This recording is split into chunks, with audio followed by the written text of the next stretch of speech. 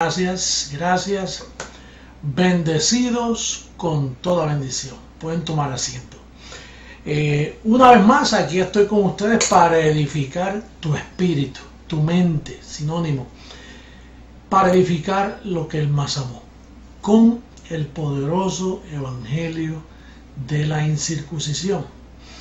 La Biblia registra en el Nuevo Testamento dos evangelios, uno el de la circuncisión y otro el de la incircuncisión.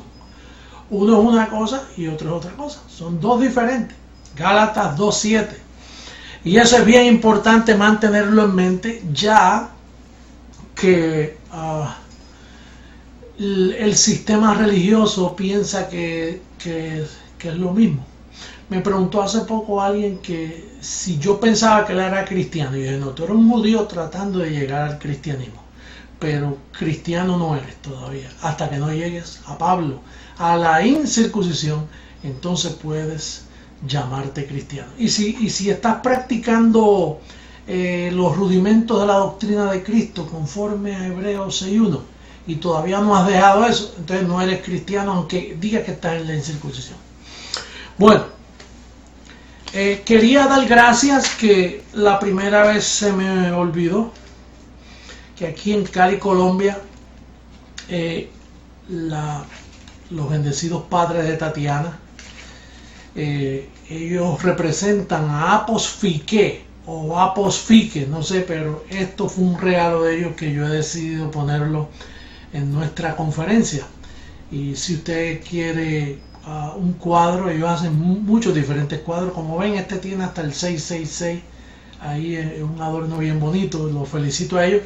Y allá en Miami es representada por Tatiana Barquero, así que estos cuadros están también allá en Miami. Bien, vamos a entrar en el tema. El tema de hoy es la vida y la inmortalidad, algo desconocido hasta por los apóstoles. Se sobreentendía que Dios es un Dios de vivos y no de muertos, pero la palabra inmortalidad, dice el apóstol Pablo, que quien sacó eso a la luz fue su evangelio. El evangelio de la circuncisión no pudo.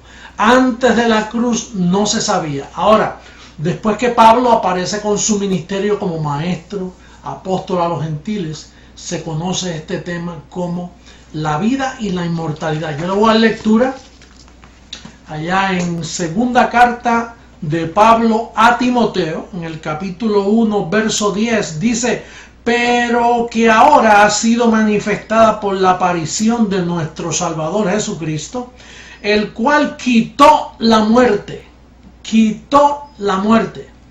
Naturalmente, si quitó la muerte, quitó al diablo, porque el diablo lo único que tenía era el imperio de la muerte. Al quitar la muerte, el diablo se fue enredado en esa redada. Usted sabe que todavía hay gente que piensa que el diablo está vivo. Pues entonces, si piensa que el diablo está vivo, también está diciendo Cristo no quitó la muerte. Así es que dejan ver su apostasía, su condición doctrinal. Entonces, si Él quitó, cuando se apareció, murió en la cruz y quitó la muerte, y dice que el cual quitó la muerte y sacó a luz la vida y la inmortalidad, ¿por medio de qué? Del evangelio. Pero no es cualquier evangelio, bendecido. Estemos claros que cuando estamos hablando de este evangelio, es el evangelio de la incircuncisión, el evangelio para nosotros los gentiles, no el evangelio de los apóstoles, que fue para los judíos, que ese evangelio caducó cuando Cristo murió. Y ese evangelio que caducó es el que todos los cristianos alrededor del mundo, que se llaman cristianos, que no son, es el que usan actualmente, el evangelio de los santos apóstoles, que caducó hace 2000 años y que todavía ellos lo predican abiertamente por todas partes. Por eso es que la primera iglesia cristiana apareció en el 1973, cuando este servidor la comenzó. No habían iglesias cristianas. El cristianismo comenzó en el 1973. Increíble, pero cierto. Paradójico, pero es cierto. Así que vamos a seguir dándole lectura a varios versos. Quitó la muerte, sacó a luz la vida por el evangelio. Entonces dice en Hebreos 2.14 dice, bueno, en Hebreos 2.15, que cuando él destruyó al diablo, en el verso 15 hay un verso que arroja tanta luz, dice, y librar a todos los que por el temor de la muerte estaban durante toda la vida sujetos a servidumbre. Y librar a todos los que por el temor de la muerte, había temor a la muerte, ya no, porque la inmortalidad apareció. Y la inmortalidad la posee uno en el cuerpo físico o fuera del cuerpo físico. O sea, tú no tienes que estar vivo para ser inmortal. Tú no tienes que estar aquí con un cuerpo presente para ser inmortal. Por ejemplo, fíjate lo que dice primera carta a Timoteo capítulo 6, verso 16. Vamos a darle lectura a ese verso que arroja tanta luz.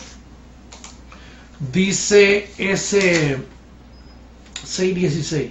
Dice, el único que tiene inmortalidad, que habita en luz inaccesible. Fíjate que había uno solo que tenía inmortalidad, que en este caso fue Cristo después que resucitó, que se escondió con un cuerpo glorificado, que naturalmente después volvió a vivir con unos propósitos que lo vamos a hablar un poquito más adelante en esta charla. Pero el único que tenía inmortalidad fue él, porque él quitó al diablo, él quitó el pecado, él quitó la muerte, y entonces él vino a ser el único.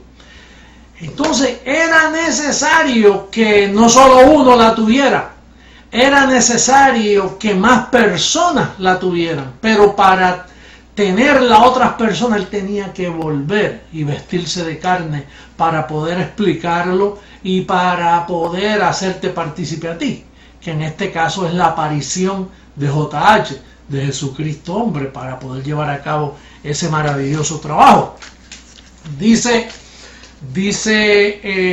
la palabra en Juan capítulo 12, versos 32 y 34, que Jesús, aunque él después que venció la muerte se fue a habitar en luz inaccesible, pero él dijo que se levantaría un hijo de hombre de nuevo, y a ellos les llamó la atención. Por ejemplo, si tú lees en Juan capítulo 12, vamos a buscarlo rapidito, Juan capítulo 12, en el verso 32.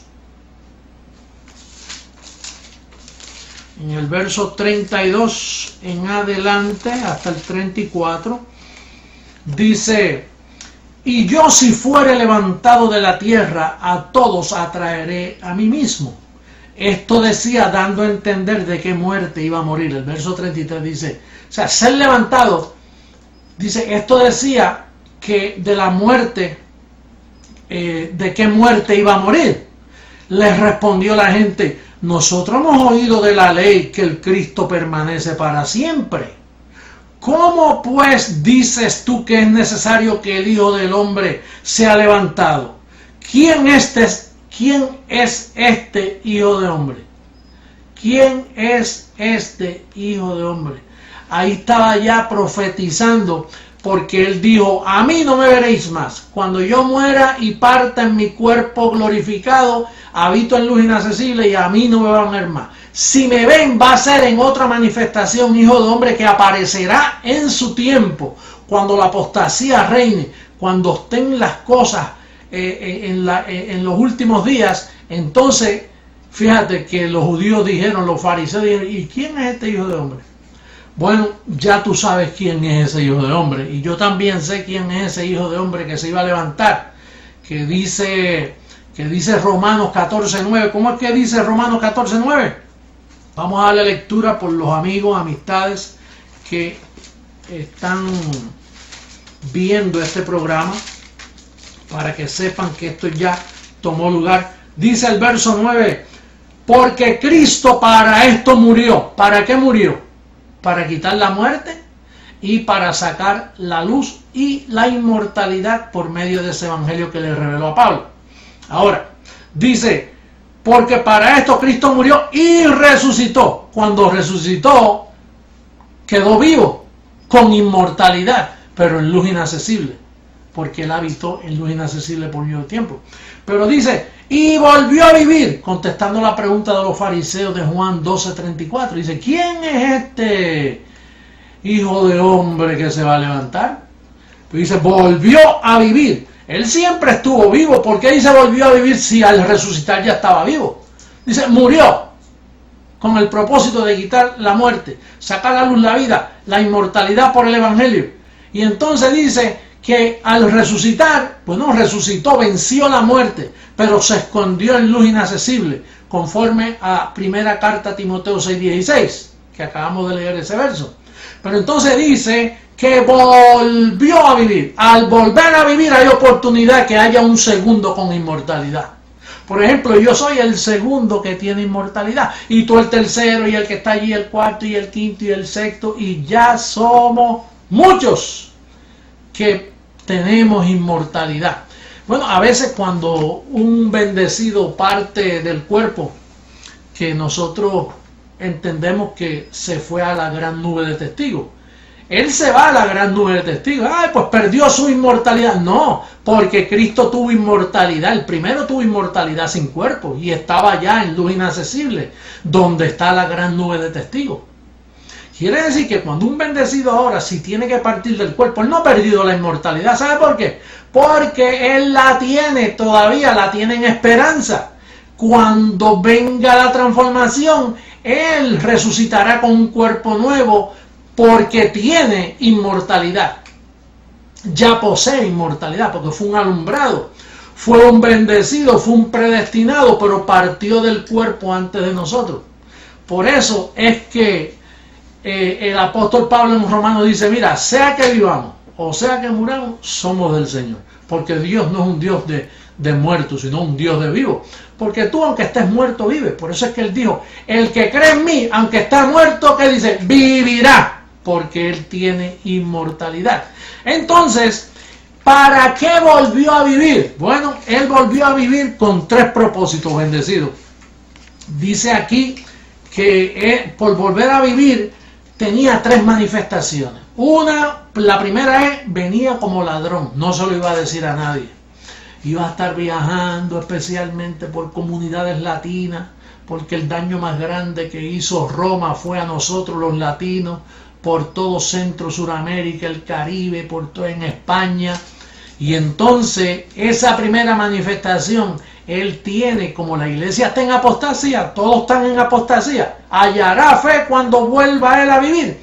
No, no halló fe. Entonces él vino como ladrón para enseñar y edificar la iglesia con el verdadero evangelio de la incircuncisión, porque no se había predicado la verdad estaba escondida. Con la muerte de Pablo, él lo profetizó, él dice, después de mi partida no va a haber más gracia, los van a reducir a esclavitud, se levantarán lobos rapaces, hablando de los apóstoles, los lobos rapaces que engañaron al pueblo con un falso evangelio, el de la circuncisión. Y entonces, ¿qué sucede? Que él volvió a vivir para manifestarse. El Hijo del Hombre primero ha venido, porque ya está en la tierra, y tú lo sabes, bendecido, ha venido como ladrón en la noche. Y el ladrón no avisa, el ladrón no te envía un correíto electrónico y te dice, mira, voy a estar en tu casa a las 10 de la noche, prepárate que te voy a robar. No, así ha sorprendido Jesucristo, hombre, a este pueblo. Ha llegado como ladrón.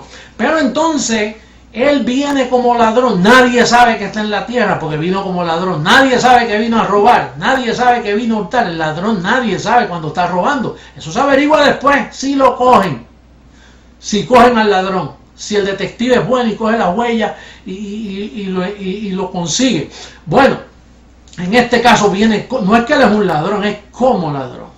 Y entonces viene ¿a qué? Al segundo paso, a consolar. Él es el gran consolador que Jesús dice, no lo dejaré solo, no lo dejaré huérfano, enviaré el Espíritu de verdad, el consolador, que es JH mismo, que es el Hijo del Hombre mismo, que viene como ladrón, pero viene como consolador. ¿Cuántos han sido consolados, bendecidos con esta palabra? ¿Verdad que tú has sido consolado? Esa es la segunda función de JH, de Jesucristo hombre, venir a consolarte con la verdad, a decirte que tú tienes inmortalidad. Repita conmigo, yo soy inmortal, poseo la inmortalidad, Esa es mi herencia, la inmortalidad. Sea que viva o sea que esté fuera del cuerpo, soy inmortal. La iglesia de Jesucristo es inmortal por todas partes. Todos aquellos que han sido alumbrados, todos aquellos que han recibido la verdad de este evangelio, son inmortales. Por lo tanto, usted y usted y usted bendecido, tú que me estás escuchando, somos inmortales. Y el tercer paso, vino como ladrón, número 1, volvió a vivir para venir como ladrón. Segundo, como consolador. Y lo último, como transformador. Usted sabe lo que es un transformador. Un transformador, por ejemplo, en la corriente, si usted usa esas extensiones pequeñas, es que una corriente de 110 la transforman a 12 voltios para que no explote tu grabadora o para que no explote tu radio electrónica.